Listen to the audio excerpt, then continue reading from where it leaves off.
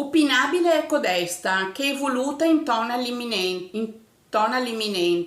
Voglio io essere destinataria di codesta lettura o mi mandi lì? O mi mandi il prestito di colei che è per scaramanzia? Cribbio, sono scoperta. Io, compito per casa, studio il pronostico ed esaudisco la parsimonia. Ho temperatura avvolgente, loro sono nell'ennesimo nostro oramai. Va scelto che fare ed è così che vivo nel dopo, poi io sola rimango nel mai. Perché dovrei essere per te ciò che lui per me è come lei? Presto parte per un tempo indefinito e resto nella padronanza di casa vuota.